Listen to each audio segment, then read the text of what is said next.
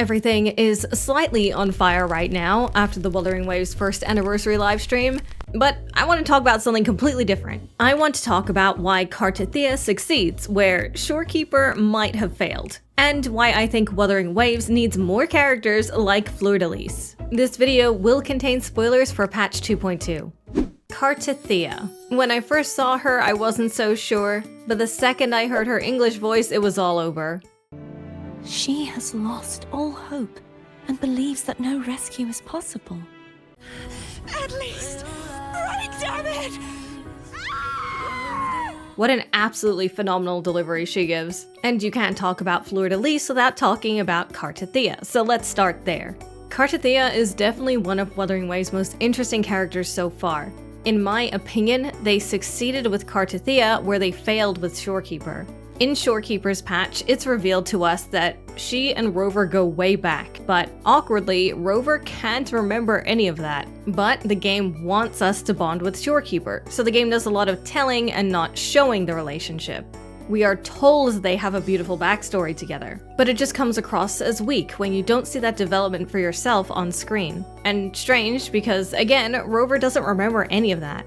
Now, don't get me wrong, there is no doubt that Shorekeeper is a popular and beloved character. However, I suspect that this has a lot more to do with her role in the story and the fact that she is basically touted as Rover's wife more than her actual writing. Truth be told, the Black Shore's arc feels so rushed to me that I truly suspect some of it was cut to make 2.0 happen quicker. But that is complete and utter conjecture. I've really got no clue. But the fact remains. Despite her bride-like appearance and demure personality, it's kind of awkward that they push her towards you in the very same patch where Yoo-Hoo points out that Yang Yang likes Rover. Poor Yang Yang. First she gets written out of the story, then her feelings get totally ignored. Regardless, while Shorekeeper's infatuation may make more sense on her end, considering she has all those memories, Rover just met her, and frankly didn't get to do enough with her.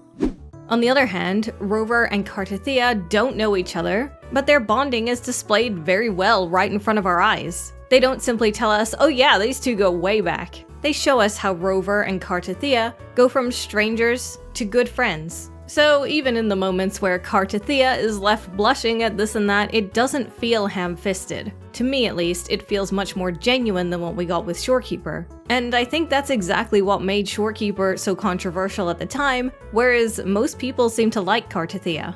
She's determined, she has one of those cool self-sacrifice moments that's actually done quite well, and she has a big sexy alter ego. Everybody loves that. I know I do. But though I too love Cartethyia, and I'm really excited to get to play as her one day, it's really Fluriss that I wish I could play as. Cartethyia will almost certainly be the one that we play as because she is so playable character coded and she was the one who got all the development, even if she is lucky enough to get a transformation or something like that, which I feel the end of the 2.2 story is hinting to. So why Fluriss? Why do I care about her so much when she only appeared right at the tail end of the story and now she's a cool boss? Well, if I'm being honest, it's almost entirely because of how she looks. Even with its most adult-looking characters, Wuthering Waves, especially since version 2.0, likes to give its characters more exaggerated proportions. Bigger eyes, for example. I mean, just compare Carlotta to Yang Yang's eyes. Even Cantarella, who's obviously an adult woman,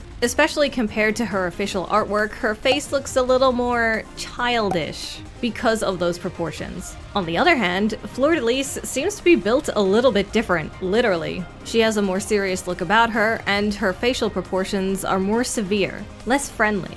I mean, she is intended to be a boss after all, but it helps her look much more proportionate. Also, her design is just awesome. The blue hair at the back is really cool, the horn is awesome.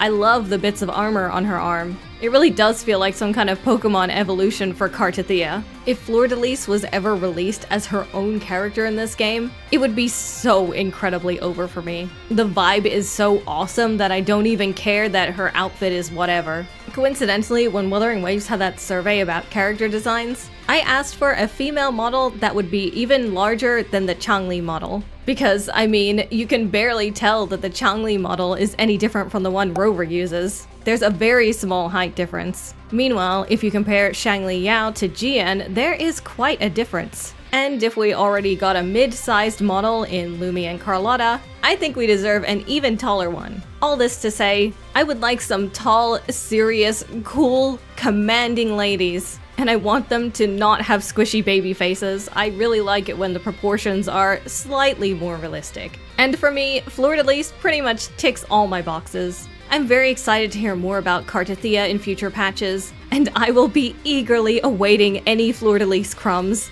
I hope that given the 2.2 ending, Cartethyia starts using Fluriss as a power-up, and she just whips her out whenever she needs her. Then she de-digivolves. We've swapped monster catching analogies. Like many 1.x characters, I think Shorekeeper deserves better.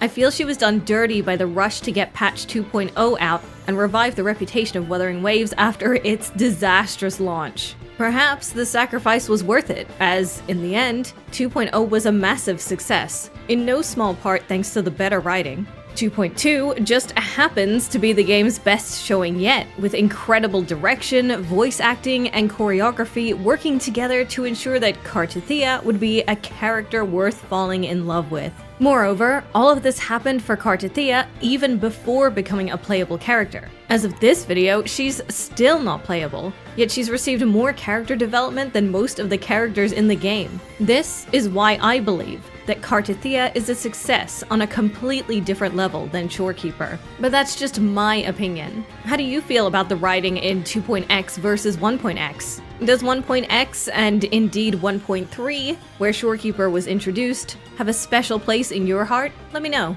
I mentioned that Wuthering Waves has been on fire, and the community outrage got so bad over something that Kuro Games even responded themselves. You can hear their response in this video, where I also clear up a mistranslation that made people even more upset.